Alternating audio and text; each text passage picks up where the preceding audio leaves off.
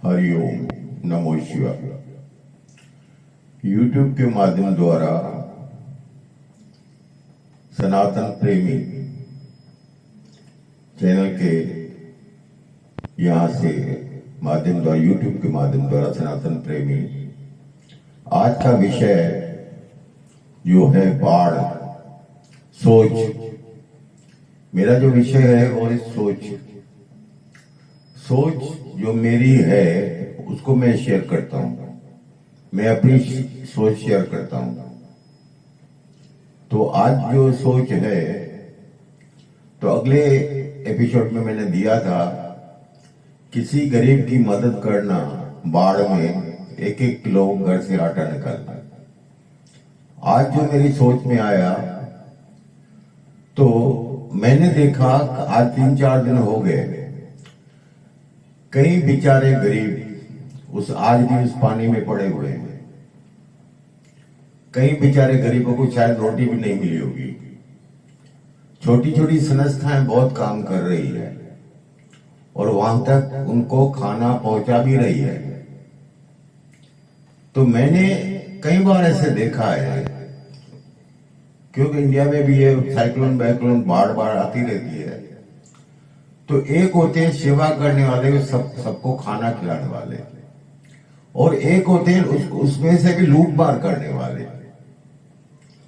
तो मैंने देखा कई जगह पे एक रोड पे बैठ जाते हैं, तो जो भी सेवादारी खाना देने निकलता है उसको जो भी किट बना के देता है, तो वो किट सबसे जो पहली लाइन होती है उसको देके चला जाता है। आगे तक तो पहुंच ही नहीं पाता, आगे तक तो निकल ही नहीं पाता। क्या होता है कि फिर जो एक आदमी के ग्रुप को किटें जो है 10-10, 15-15, 20-20 पहुंच जाती है। ये हमने खुद देखा है साइक्लोन में, भूकंप में। परंतु हमको अगर ये किट देनी है तो उस गांव तक जाना पड़ेगा जहां तक कोई जा नहीं सकता। लोग पानी में पड़े हुए हैं, कईयों के बच्चे बीमार पड़े हैं, बूढ़े माताएं बहनें बीमार पड़ी है। और सिंध तो एक ऐसा है, सिंध जैसा प्रेम भाव, वहां के प्रेमी लोग। मैं यहां कोई सिंध के मजहब की बात नहीं कर रहा हूं, जात भेद भाव मजहब ये बातें मैं नहीं कर रहा हूं। मैं तो मनुष्य सेवा जिसको बोलते हैं, मनुष्य की सेवा करना, वही है बस। बाढ़ में हम किस प्रकार से किसकी सेवा कर सकते हैं। तो आज मेरी सोच में ये आया, तो सबसे पहले तो उनको उस पानी में से निकालने का है। आज हमारे यहां भी बहुत ऐसी संस्थाएं हैं जिनके बड़े बड़े हॉल हैं, जहां सत्संग कीर्तन होता रहता है, खाना बहना चलता रहता है, फ्री में होता है सेवा। ऐसे बड़े बड़े हॉल हैं, 500 1-1 हजार आदमी खाना खा लेते हैं, ऐसे हॉल हैं। तो ऐसे हॉल भी हमारे सिंध में भी है। मैं कई जगह ऐसे प्रोग्राम देखता हूं सिंध के टीवी माध्यम के द्वारा। तो शाही बिटाई गोट सचल और कई पाकिस्तान के संत हैं, मुस्लिम संत हैं, जिनका नाम है। हजारों लोग जाते हैं वहां पे, सत्संग होते हैं, भजन होते हैं, कीर्तन होते हैं, ये सब होते हैं। तो सबसे पहले तो उनको तो पानी में से निकाल के उनको वहां तक बसाना है, उनको वहां तक उधर वहां रोटी देनी है, उनके हॉल में बिठा के उनको देनी है। कम से कम उस पानी से निकल जाए, क्योंकि पानी 3-4 दिन के बाद जो जानवर मरते हैं उसमें बच्चे बीमार पड़ेंगे, बूढ़ी माताएं बीमार पड़ेंगी। तो अभी से हम अगर उनको हॉल, और तो आप हमने देखा टीवी में कि दे भी रहे हैं, ऐसी बात नहीं कि नहीं दे रहे हैं, पर ज्यादा से ज्यादा जो कई लोग तो नेता बोलते रहते हैं कि हम इनको भाई 15 लाख देंगे, कि कोई बोले 5-5 लाख सबको देंगे, कोई बोले 10-10 लाख देंगे। ये तो सब सरकारों की काम है, बाद की बातें हैं। कोई भी सरकार उसी रंग निकाल के नहीं दे देगी ये लो 5 लाख रुपए या 10 लाख रुपए। एट प्रेजेंट जो करना है वो एट प्रेजेंट है कि उसको कैसे उस पानी में से निकाल के और उन तक खाना, कपड़ा और दवाइयां पहुंचाना। मेन ये 3 बातें होती है, खाना, कपड़ा और दवाइयां। मकान तो बाद में बनते रहेंगे। तो जो संतों के बड़े बड़े हॉल हैं, कईयों की मजारें वहां संतों की बनी हुई है, बड़ी बड़ी एरिया है वहां पे, जहाँ पे हजारों लोग के मेले होते हैं। तो लोग वहां उनको रहने के लिए जगह दे सकते हैं। 1 महीना, 2 महीना, 3 महीना, ये कोई 1 महीने के अंदर बात खलास होने वाली नहीं है। ये बड़ी सेवा है। इस जैसी कोई मानव सेवा जैसी कोई सेवा है ही नहीं। कोई भी सेवा कर ले, ये मानव सेवा जो है इस जैसी कोई सेवा है नहीं। तो मेरे कहने का तात्पर्य यह है, तो हम कहीं भी बाढ़ हो तो सबसे पहले तो उनके रहने का बंदोबस्त करना चाहिए। उनको कपड़े चाहिए, उनको मच्छरदानियां चाहिए। मच्छरदानी ये सब चीजें तो बड़े बड़े सेठा एक फोन करके भी कहीं से भी मंगा सकते हैं। जो बड़े सेठों की जो है बातें, वो एक फोन करके मंगा सकते हैं। ये 15-20 मच्छरदानी क्या, पर करीब 50,000 मच्छरदानी चाहिए तो बड़े सेठ मंगा सकते हैं। उनके भाव होने चाहिए, और ऐसे सेठ भी बैठे हुए हैं। तो ऐसे नहीं कि हमारे सिंध के अंदर वो चीज सेठ नहीं है, वहां पे भी सेठ बैठे हुए हैं, वहां पे काम करने वाले बैठे हैं, संस्थाएं हैं। एक इदी फाउंडेशन है जिसकी एम्बुलेंस से चलती है, बहुत बड़ा नाम है, वो अपना काम कर रही है, सरकार अपना काम कर रही है। पर सरकारों का काम जो है वो उस हिसाब से होता है। पहले हेलीकॉप्टर में देख लेंगे, फिर गाड़ी से देख लेंगे, फिर 2 घरों के पास आके थोड़ा पानी में जाके दिखाएंगे कि हमने एक चक्कर मार लिया, बरोबर बाढ़ आ गई है और लोग बहुत मरे हैं।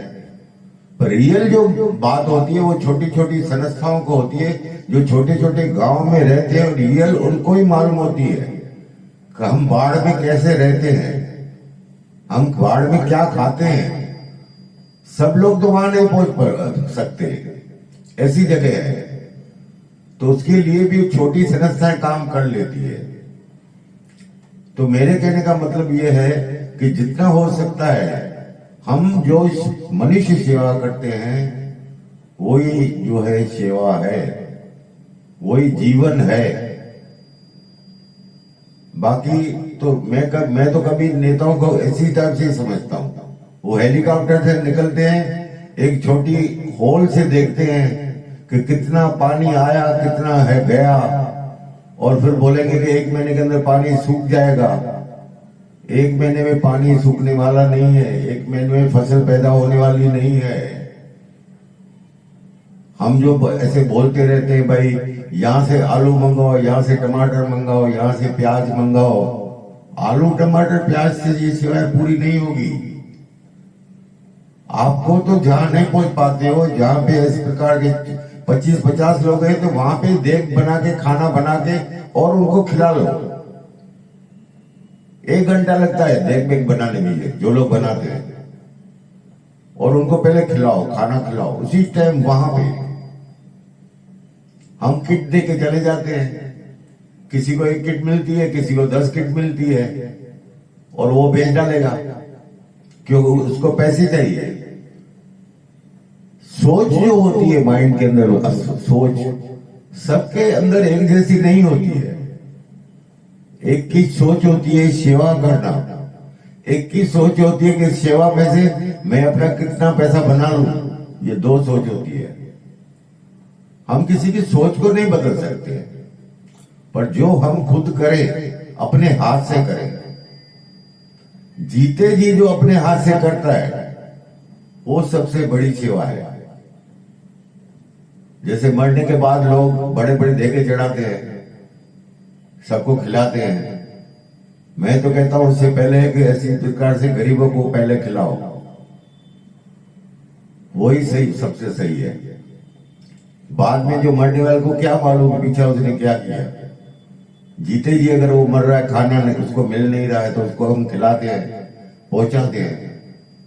मैंने ऐसे कई संस्थाएं देखी है छोटी छोटी, जो आपस में 15-15, 20-20 का ग्रुप बना के और कई झोपड़ों में चले जाते हैं और जाके उनको छोटे छोटे बच्चों को जाके कुछ ना कुछ खाना बना दे के आते हैं, स्कूल बैग दे के आते हैं, बुक्स दे के आते हैं।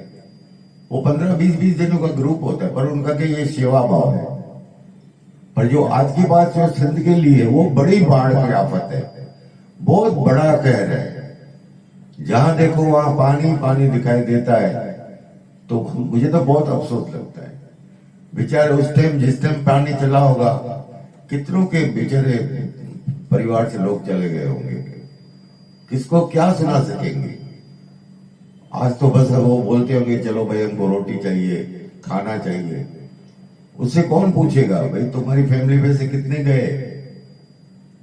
अच्छे अच्छे एंकर वहां जाते हैं, ऐसे नहीं कि एंकर लोग नहीं जाते हैं, पर एंकर लोगों को भी बोलने का इतना ही पावर होता है जितना उसको सरकार सुन सकती है। अगर वो एंकर लोग ज्यादा बोलने लगे तो उसका ये बोलना भी बंद हो जाए।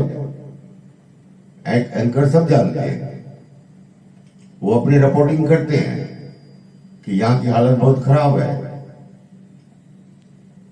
पर मेरे कहने का मतलब यह है कि जो भी संस्थाएं हैं वहां जाके खाना बना के उनको खिलाएं, वो ही सही है। हम उस बात में नहीं रहे कि भाई टमाटर आएंगे, पटाटे आएंगे और प्याज आएगी तो हम हमारा तब खाना चल सकता है, नहीं तो नहीं चल सकता है। ऐसी बात नहीं है। हमारे पास एट प्रेजेंट जो भी है वो हम उनको आगे छोड़ सकते हैं। अपना ग्रुप बना के हर एरिया में, हर कोई अपने एरिया ले लेता है तो बहुत कुछ हो सकता है। साथ ही हाथ बढ़ाना, साथ ही हाथ बढ़ाना, एक अकेला थक जाए तो मिलकर बोझ उठाना, साथ ही हाथ बढ़ाना। तो साथी जब एक थक जाता है तो मिलकर जब बोझ उठाते हैं तो बोझ उठा सकते हैं। ऐसी बात नहीं कि नहीं उठा सकते हैं। एक आदमी से जब नहीं होता है तो मिलके काम करते हैं। और आज मैं देख रहा हूं कई संस्थाएं मिलके काम कर रही है, पर ये कम है। जितने लोग वहां पे फोक हुए हैं वो तो उनसे पूछो, जिनके बच्चे गए, जिनकी फैमिलियां गई, जिसने अपने सामने आंखों पे ऐसे सामने देखा होगा, उससे पूछो उसके मन के अंदर वो क्या है। तो मेरे कहने का आज वही अर्थ है कि हमारे सिंध के और आजू बाजू जितने भी इलाके हैं, बड़े बड़े उनके संतों की मजारे हॉल बॉल, बहुत बड़े बड़े हॉल बॉल पे है। तब तक उनको वहां पे ही बुला के वहीं पे खाने का अगर बंदोबस्त होता है तो आदमी वो कर सकता है। सेवा करनी है हमको। यहाँ पे तो एक सरदारों का भी संगठन बड़ा है, जो वैसे हजारों लोगों को खिलाते हैं खाना, वैसे ही। तो ऐसे ऐसे संगठन है जो काम करती है वहां पे। और भी संगठन होगी जो ये काम करती होगी और खाना खिलाती होगी। तो सेवा में किसी से बात करने का भी अच्छा है। ऐसे नहीं कि कोई उधर नहीं कर सकते हैं। मैंने कई बार देखा है कि छोटे छोटे संगठन काम कर रहे हैं और ऐसे बोल रहे हैं कि भाई मैं तो ढूंढने निकला हूं, समझा 20 मच्छरदानी मिल जाए तो ठीक है, पर 20 मच्छरदानी में नहीं मिलती है। तो 20 मच्छरदानी क्या 200 2000 मच्छरदानियां मिल सकती है, पर बड़े सेठों का फोन होना चाहिए। उनका फोन ऐसे जाता है तो 200 नहीं 2000 मच्छरदानियां आ जाएगी। ये हमने देखा है अपनी लाइफ में। मैं 72 साल का हूं, मेरी उम्र है। मैंने अपने जीवन में ये सब चीजें देखी है कि किस प्रकार से ये सब होता है। ये दोनों बातें मैंने देखी है। एक देने वाला होता है, एक लेने वाला होता है। कई लेने वाले ऐसे होते हैं कि बेचारा खुद दूसरे भूखे मर रहे हैं, वो जमा करके अपने पैसे बना रहा है। ये भी मैंने देखा है। पर जो सेवा करता है वो बोलते मेरा कर्म था, मैंने माल मंगा के उसको दिया, अब वो जाने, उसका काम जाने, उसका कर्म जाने, सामने वाले ने तो दे दिया। तो मिलकर जो है, फिर बोलता हूं, एक अकेला थक जाए तो मिलकर बोझ उठाना, साथ ही हाथ बढ़ाना, साथ ही हाथ बढ़ाना, साथ ही रहे। एक अकेला थक जाए तो मिलकर बोझ उठाना। हम सब जगह पहुंच सकते हैं, पर मन के अंदर वो भाव, मेरा जो सनातन प्रेमी है वो सुने, औरों को सुनाए और शेयर करें कि कैसे सिंध, हमारी सिंध, मैं हमेशा बोलता हूं कि मैंने सिंध नहीं देखी, पर सिंध के लिए मेरे को प्रेम है। मैं वो नहीं बोलता कौन सी जात पात भेदभाव में मैं नहीं जाता, मेरा सिंध। तो इसलिए बोलता हूं कि सिंध के ऊपर मेरे को हमेशा प्रेम रहता है। जिंदगी रही तो एक बार सिंध भी देख लूंगा। तो यहां पे मैं अपना ये जो लोग है वो पूरा करता हूं, और ये पार्ट 2 है। बाकी जो है मैं आपको पार्ट 3 में बताऊंगा, तो आप देखिए, सुने और औरों को सुनाएं, शेयर करें, लोग सुने। हो सकता है कि उसमें से भी सुनकर भी 2-4 लोग खड़े हो जाएंगे सेवा करने के लिए। तो मेरा कहने का मतलब यही है। हरिओम तत्सत।